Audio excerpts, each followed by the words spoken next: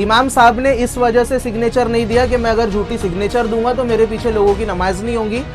मैं झूठी सिग्नेचर नहीं दे सकता, जो चुनाव मेरे सामने हुआ ही नहीं है उसमें मैं कैसे गवाही दूं। ये मोमिनपुरा निवासी है, इसने माननीय स्मॉल कॉजेस कोर्ट में ऑन रिकॉर्ड अपना पता मोमिनपुरा बताया है, लेकिन वक्फ बोर्ड में अपनी मस्जिद के लिए चेंज रिपोर्ट मंजूर करने के लिए खुद को इसने हंसापुरी का निवासी बताया है। तो हमको ये भी शंका है कि कहीं ये बोगस आधार कार्ड या गलत आधार कार्ड तो नहीं बनाता है अलग अलग जगह अलग अलग एड्रेस दिखाने के लिए। एक व्यक्ति को ऑब्जेक्शन रहने के बावजूद उस व्यक्ति को ना ही कोई इत्तला किया गया, ना ही उनको कोई नोटिस दिया गया और इनकी चेंज रिपोर्ट मंजूर हो गई। ये हर तरीके से गलत तरीके से चेंज रिपोर्ट मंजूर हुई है। मैं ज़ीशान सिद्दीकी, जनता फाउंडेशन प्रेसिडेंट। जैसा कि गीतांजलि की खान मस्जिद का ये मसला बहुत चर्चा में चल रहा है काफ़ी दिनों से।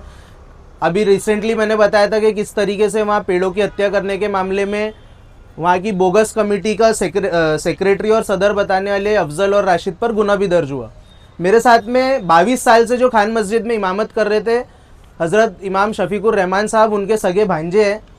पहले इनसे आप जानिए, क्योंकि इमाम साहब कैमरे पर नहीं आते। इसके पहले भी मैंने एक बार वॉइस के ज़रिए सब सुनाया था, इमाम साहब की आप बीती जो उन्होंने अपनी ज़बानी बताए थे।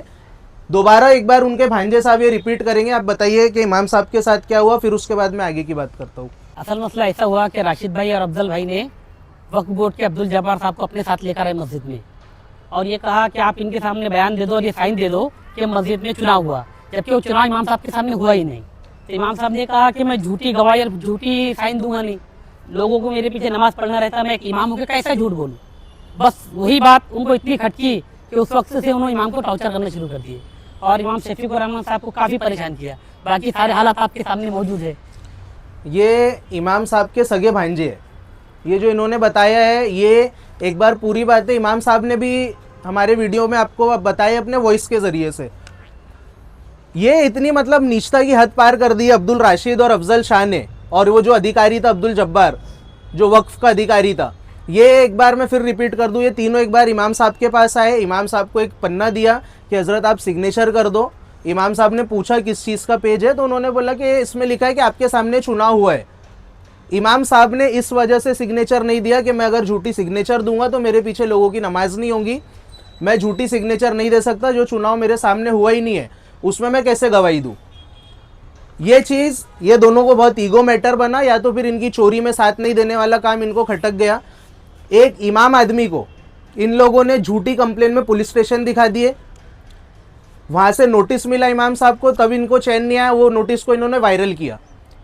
हालांकि 168 का नोटिस ये पूरी कमेटी को भी मिला है, इनको भी डायरेक्शन दिए गए कि तुम गैरकानूनी तरीके से कुछ नहीं करोगे, लेकिन इन्होंने उस नोटिस का हर तरीके से उल्लंघन किया। अभी हम लोग इमाम शफीकुर रहमान साहब के पीछे नमाज पढ़ रहे हैं कई सालों से। ये अगर कोई भी आएगा और झूठा बयान दे देगा कि ये भड़काऊ बयान यहाँ पर देते हैं, तो भड़काऊ बयान देते तो भड़काऊ बयान में ऐसा क्या बोले जो भड़काऊ था, कौन से तारीख को भड़काऊ बयान दिए थे, किसके सामने, और वातावरण कई बार बिगड़ा तो क्या बिगड़ा और कौन से लोगों ने बिगाड़े, कितने बार उनके भड़काऊ बयान की शिकायतें इसके पहले हुई है। ये सब चीज़ें इनको साबित करना पड़ेगा। इनके जेल जाने, जिनको जेल भेजने की हमारी भी पूरी अच्छे तरीके से तैयारी चल रही है। अभी नागपुर के वक्फ बोर्ड के ऑफिस में हम लोग आए हैं, हमने शिकायत यहाँ पर दर्ज की है। खान मस्जिद का बायलॉज बोलता है कि खान मस्जिद का जो बॉडी बनेगी वहाँ पर मेंबर या बॉडी के लोग या वोटर भी सिर्फ हंसापुरी क्षेत्र के ही लोग रह सकते हैं। यहाँ पर जो अध्यक्ष बताता है खुद को अब्दुल राशिद, वो मोमिनपुरा का निवासी है।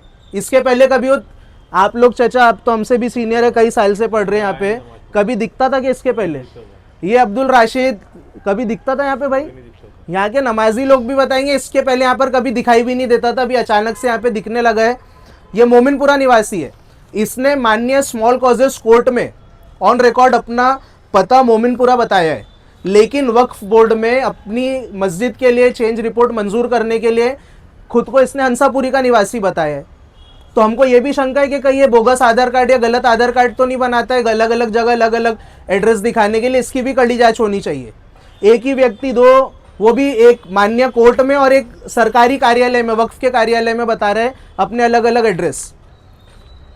कई सालों से, अभी जो मेरा वीडियो देख रहे हैं कई लोग होंगे जो दरबारों से, मस्जिदों से जुड़े हुए हैं, वक्फ के जगहों से जुड़े हुए हैं, उनको पता होगा कि कितने कितने सालों से चेंज रिपोर्ट पेंडिंग है कई जगहों की, 10-10, 20-20 साल पुरानी चेंज रिपोर्ट्स पेंडिंग है, लेकिन इनकी चेंज रिपोर्ट, इनका जो साथी था तौफीक और एक वो अब्दुल जब्बार, इन लोगों के संरक्षण से ये लोगों ने चेंज रिपोर्ट भी तुरंत अपनी मंजूर करवा ली है।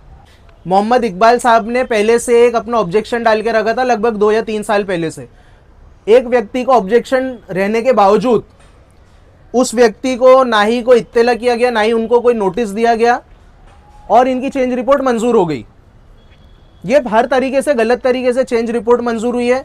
ये जो कमेटी फॉर्म हुई है ये गलत तरीके से फॉर्म हुई है। तो अभी हमने वक्फ बोर्ड में शिकायत दर्ज की है। यदि वक्फ बोर्ड द्वारा जल्दी कार्रवाई की जाती है तो बहुत अच्छी बात है। वक्फ बोर्ड द्वारा अगर कार्रवाई जल्दी नहीं की जाती है तो जो अधिकारी अगर इनको कोई मदद करता हुआ नजर आएगा तो उसके भी खिलाफ में हम लोग ज़रूर जाएंगे। और मौलाना इमाम शफीकुर रहमान साहब को दोबारा खान मस्जिद में इमामत इंशाल्लाह करवाई ज़रूर जाएगी। धन्यवाद। जय हिंद, जय भारत।